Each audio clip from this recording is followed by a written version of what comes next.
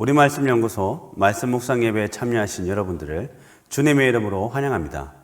이제 함께 경건한 몸가짐과 마음가짐으로 주님 앞에 겸손하게 나아갑시다. 사람들이 동서남북으로부터 와서 하나님의 나라 잔치에 참여하리니 하나님은 영이시니 예배하는 자가 영과 진리로 예배할지니라. 아멘.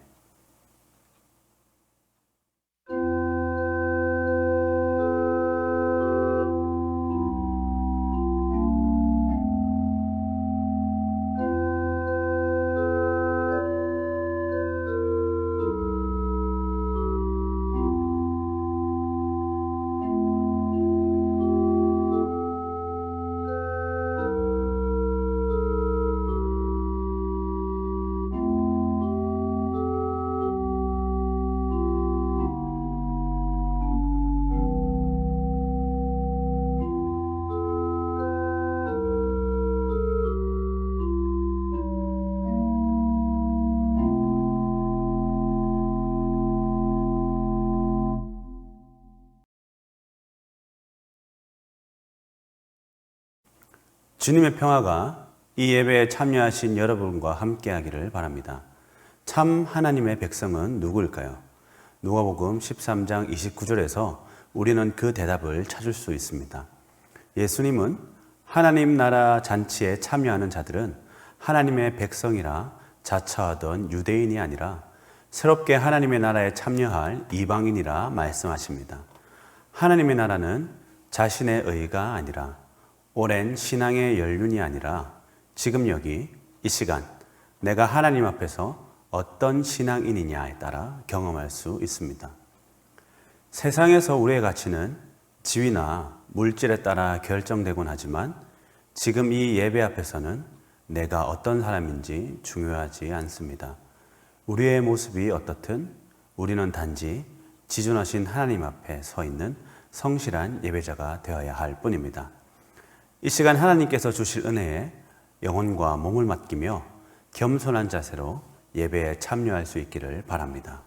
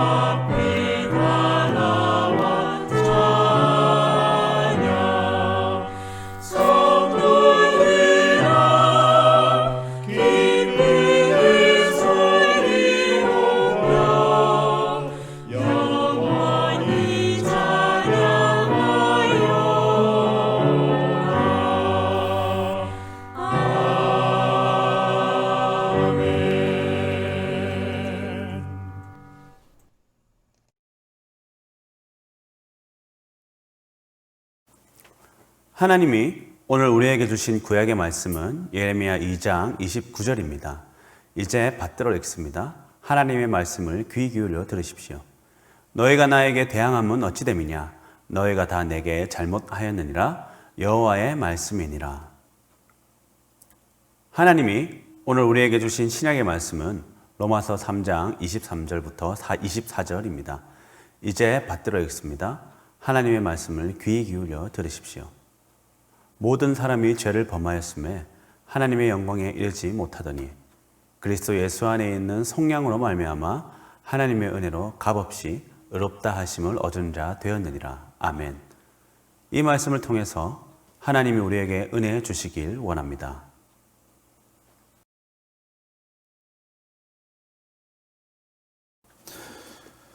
최근 저는 About Time이라는 영화를 보았습니다. 주인공 팀은 성년이 되던 날 가문의 비밀을 아버지에게서 듣게 되죠. 그 비밀이란 이 가문의 남자들은 어느 때든지 과거의 순간으로 시간 여행을 할 수 있다는 것이었습니다. 그러니까 자기가 바라는 대로 시간을 되돌릴 수 있는 능력이 이 가문의 남자들에게는 있다는 말이었습니다.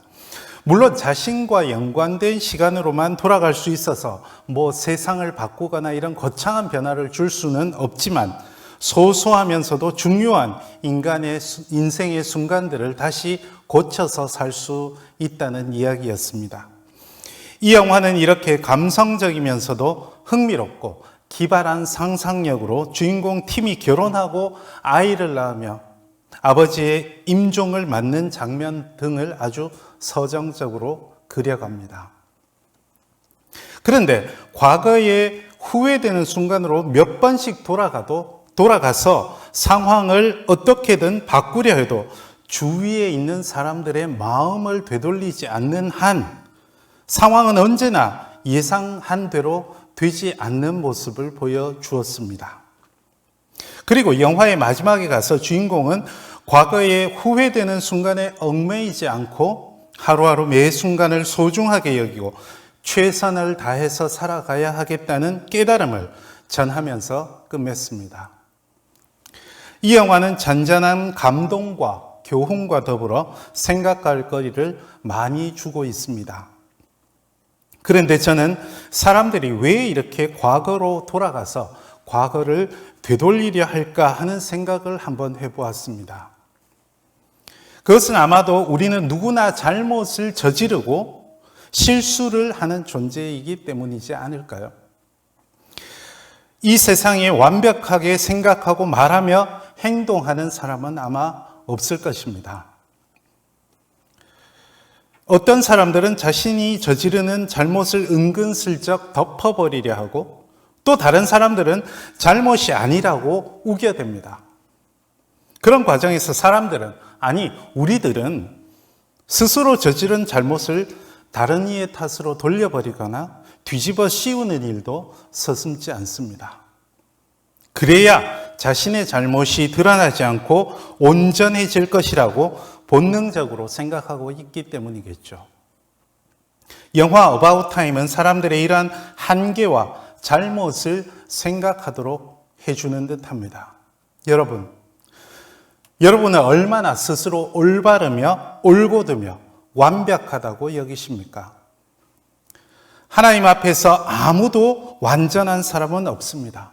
오늘 구약의 말씀을 보십시오. 주님은 너희가 나에게 대항함은 어찌미냐라고 우리에게 물으십니다. 여기서 대항한다는 말은 소송을 벌인다는 뜻이 있습니다. 마치 욥이 고난을 겪으면서 친구들이 욥에게 무슨 잘못을 했는지 돌아보라고 했을 때 욥이 하나님을 향해서 소리 높였던 장면을 생각나게 하는 것 같습니다. 우리는 거듭 이어지는 예레미야서의 말씀처럼 하나님 앞에서 잘못을 저지릅니다. 글자 그대로 하자면 배반하고 배역합니다.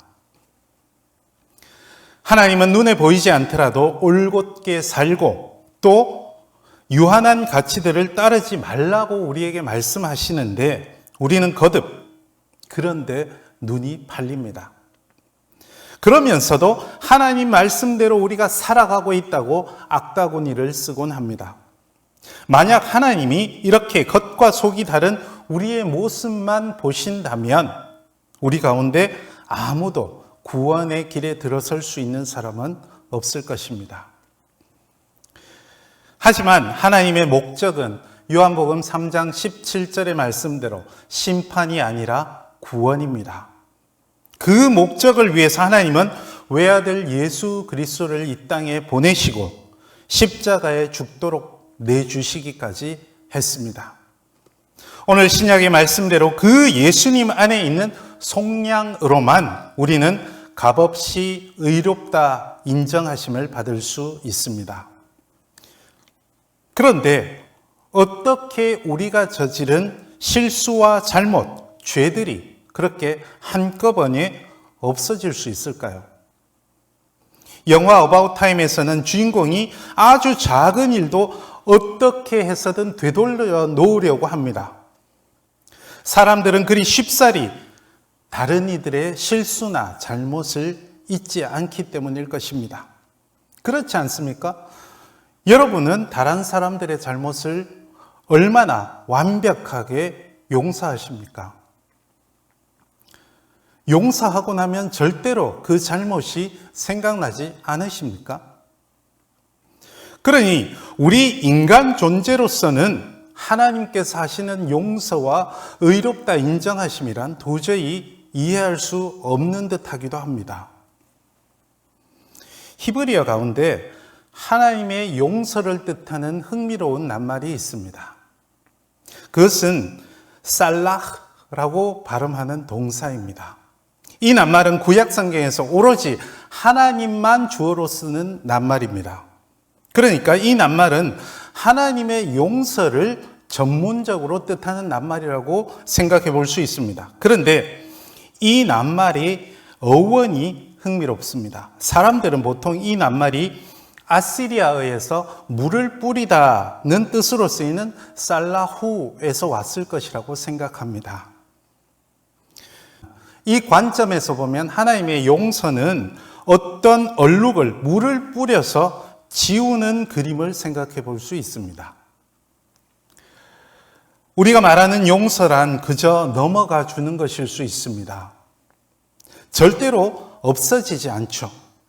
하지만 하나님의 용서는 아무리 짙은 얼룩으로 남은 죄와 실수라도 완전히 없어지도록 하시는 것입니다. 그것이 예수 그리스도를 통한 속량의 비결입니다. 예수를 그리스도로 고백하는 일은 가치관을 오로지 그분의 가르침과 그분의 나라로 바꾸는 것을 뜻합니다. 무한한 하나님의 가치 안으로 들어가는 것이죠. 그분의 사랑의 가치로 우리의 존재를 완전히 채우는 것. 기존에 있던 존재를 완전히 버리고 기존에 있던 우리의 가치를 모두 버리고 하나님의 무한한 가치로 채우는 일입니다. 그때 우리 안에 있던 어떤 죄라도 그분의 씻으시는 용서함으로 완전히 없어지고 의로움으로 덧입게 될 것입니다.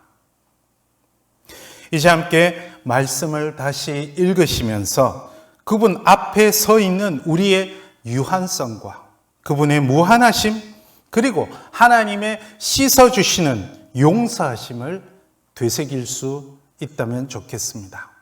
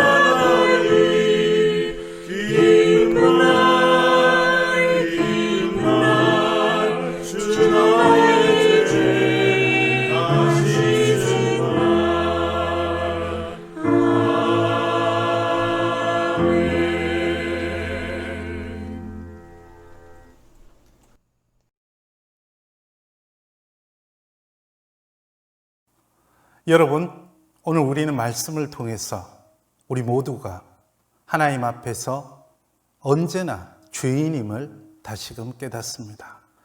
하나님 앞에서 완전한 사람도 결백한 사람도 없음을 배웠습니다. 그러니 우리는 주님 앞에서 그분의 무한하신 가치 앞에서 우리의 모든 것을 내어놓고 다시금 씻어주시는 그분의 용서하심을 체험할 수 있어야 하겠습니다. 예수를 그리스도로 고백하고 그분의 용서하심을 경험할 때 우리는 값없이 의롭다 하심을 얻을 수 있을 것입니다. 이번 한 주 주님 앞에서 자복하는 심령으로 새로운 깨달음을 얻는 삶을 사실 수 있기를 바랍니다. 기도하십시다. 주 예수 그리스도의 은혜와 하나님 아버지의 사랑하심과 성령님의 교제케 하심이 당신 앞에 무릎 꿇은 우리 모두와 우리의 삶 가운데 지금부터 영원토록 함께 하시기를 간절히 축원하옵나이다. 아멘.